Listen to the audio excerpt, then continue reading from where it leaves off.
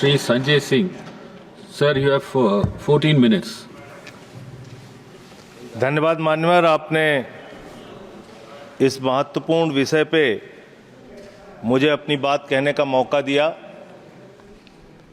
सदन में माननीय शिक्षा मंत्री जी भी हैं और आज जब हम लोग शिक्षा के बारे में बात कर रहे हैं तो बाबा साहब डॉक्टर भीमराव अंबेडकर जी को याद करना बहुत आवश्यक है। बाबा साहब डॉक्टर भीमराव अंबेडकर जी ने कहा था, शिक्षा शेरनी का वो दूध है जो जितना पिएगा उतना दहाड़ेगा। अगर भारत शिक्षित बनेगा तभी विकसित बनेगा मान्यवर। शिक्षित भारत ही विकसित भारत बन सकता है। लेकिन वास्तव में इस शिक्षित भारत की सच्चाई क्या है? हो सकता है कि सरकार ने अपनी ओर से बड़े बड़े दावे किए हों, बजट में बड़ी बड़ी घोषणाएं की हों, लेकिन जमीन पर उसकी सच्चाई क्या है, ये आपके माध्यम से सरकार को और देश को जानना जरूरी है। मान्यवर, सबसे पहले मैं आपके सामने पूरे देश में ड्रॉप आउट्स स्टूडेंट का आंकड़ा रखना चाहता हूं। वर्ष 2022-23 और 23-24 में पूरे हिंदुस्तान के अंदर, पूरे भारत में 54,77,223 बच्चों ने सरकारी स्कूल की शिक्षा छोड़ी है मान्यवर। 54,77,223 बच्चों ने। और ये बच्चे एक कक्षा से लेकर 8वीं कक्षा तक के बच्चे। इनमें आसाम का अगर आंकड़ा पढ़ें तो 3,58,075 बच्चों ने सरकारी स्कूल की शिक्षा छोड़ी है। गुजरात का अगर आंकड़ा पढ़ें, जिसके विकास के बारे में बड़े बड़े दावे किए जाते हैं, 1,38,813 बच्चों ने सरकारी स्कूल की शिक्षा क्लास 1 से क्लास 8वीं तक छोड़ी है। अगर आप मणिपुर की बात करें, 17,991 बच्चों ने सरकारी स्कूल की शिक्षा छोड़ी है। अगर आप मेघालय की बात करें, 65,532 बच्चों ने सरकारी स्कूल की शिक्षा छोड़ी है।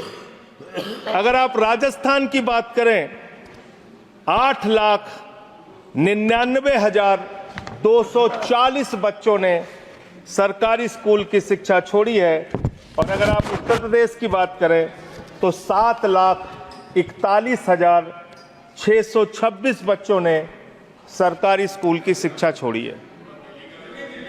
दिल्ली का आंकड़ा मैं जान रहा था कि हमारे भाई दिल्ली का आंकड़ा जरूर पूछेंगे, इसलिए बोलना जरूरी है।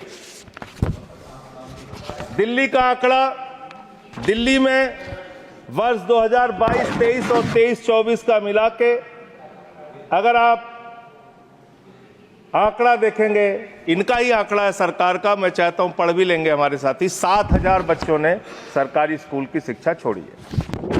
ये आंकड़े मान्यवर बहुत चौंकाने वाले, बहुत परेशान करने वाले और ये बताने वाले हैं कि सरकारी स्कूल से किस तरह से पूरे देश में शिक्षा छोड़ के बच्चे अपने घर पर बैठ रहे हैं। और इसमें भारतीय जनता पार्टी के शासित राज्यों के बारे में जो मैंने आंकड़ा पढ़ा है वो निश्चित रूप से चौंकाने वाला है। इनको इसकी ओर ध्यान देना चाहिए। दूसरा मामला आता है मान्यवर पेपर लीक की घटनाएं कितनी हुई पूरे देश में? पिछले 7 वर्षों में 70 एग्जाम ऐसे हैं, 70 परीक्षाएं ऐसी हैं जिसमें पेपर लीक हुआ। 70 परीक्षाएं मान्यवर। कितने परिश्रम से एक कांस्टेबल की परीक्षा के लिए एक बेरोजगार नौजवान अपनी तैयारी करता है, कितने परिश्रम से एक क्लर्क की नौकरी के लिए, एक पीसीएस आईएएस की नौकरी के लिए, कितने परिश्रम से अपने घर की जमीन बेच के एक नौजवान परीक्षा की तैयारी करता है लेकिन पेपर लीक हो जाता है।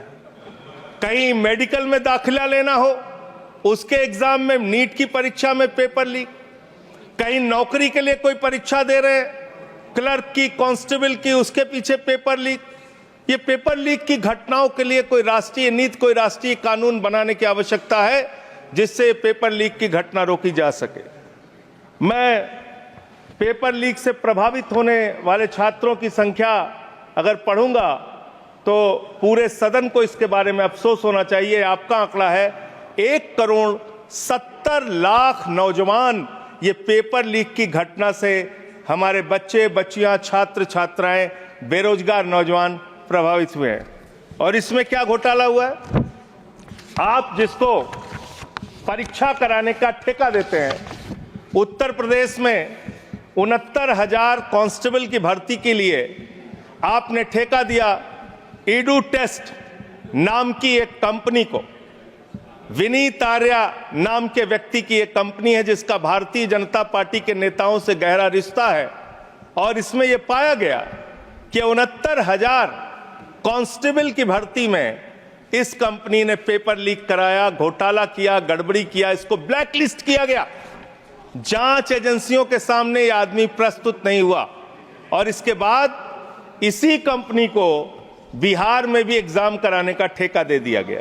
यह आपका प्यार है, आपको छात्रों के, नौजवानों के भविष्य से कोई लेना देना नहीं है।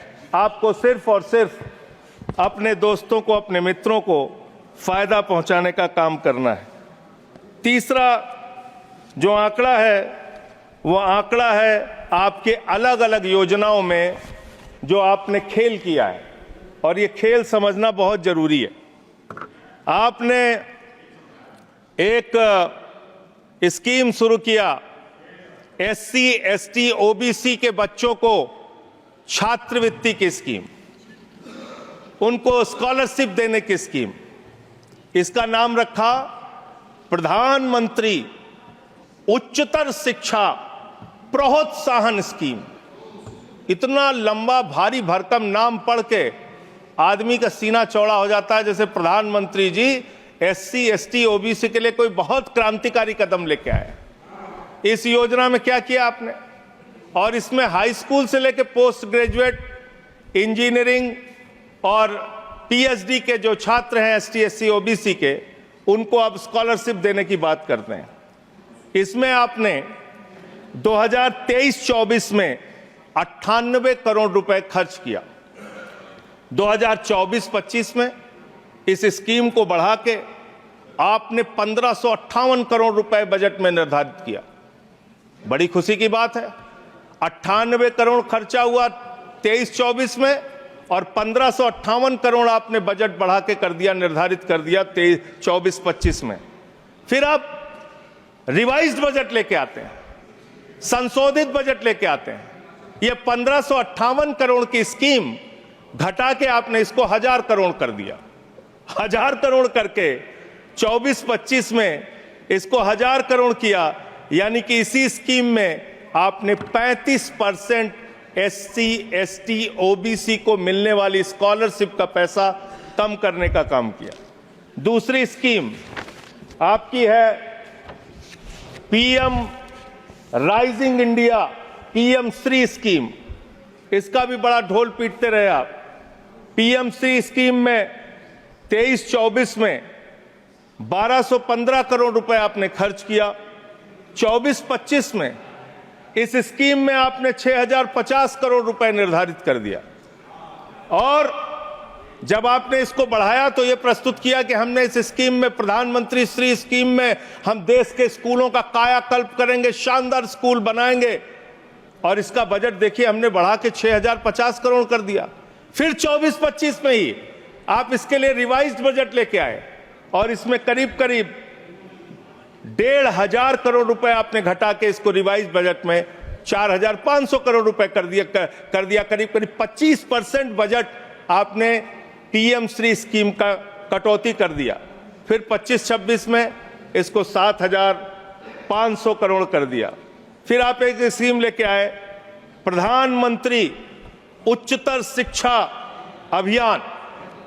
इस स्कीम के अंदर 23-24 में आपने 186 करोड़ रुपए खर्च किया, 24-25 में फिर इसको बढ़ा के आपने 815 करोड़ रुपए कर दिया। फिर इसी साल 24-25 में आप रिवाइज बजट लेके आए जिसमें आपने 920 करोड़ रुपए यानी कि करीब करीब 50% इस बजट का भी पैसा कम कर दिया और फिर 25-26 के लिए 815 करोड़ रुपए जो 24-25 में किया था वही आपने 25-26 के लिए कर दिया। यानी कितना खेल शिक्षा के नीति के साथ, शिक्षा के लिए निर्धारित बजट के साथ कितना बढ़िया खेल किया आपने। एक बार आप बजट निर्धारित करते हैं, फिर संशोधित करते हैं, फिर वही बजट दोबारा अगले साल घोषित करते हैं। ये इस देश के शिक्षा व्यवस्था के साथ आप मजाक नहीं कर रहे तो और क्या कर रहे हैं। फिर आपने एक समग्र शिक्षा जिसकी आजकल बहुत चर्चा पूरे देश में है, इस समग्र शिक्षा अभियान में आपने 23-24 में 32,830 करोड़ रुपए खर्च किया और फिर 24-25 में आपने इसको घटा के इसको बढ़ा के 37,500 करोड़ किया। फिर रिवाइज बजट लेके आए आप। हर बार आप रिवाइज बजट लाते हैं और 24-25 के लिए रिवाइज बजट में आपने 490 करोड़ रुपए इस स्कीम का कम कर दिया, यानी कि करीब करीब 10% के आसपास आपने इसमें भी पैसा कम कर दिया। अब आइए 25-26 में आपने फिर इसी स्कीम में 41,500 करोड़ रुपए का आपने बजट निर्धारित किया। एक और मिड डे मील की चर्चा बहुत ज्यादा होती है सर।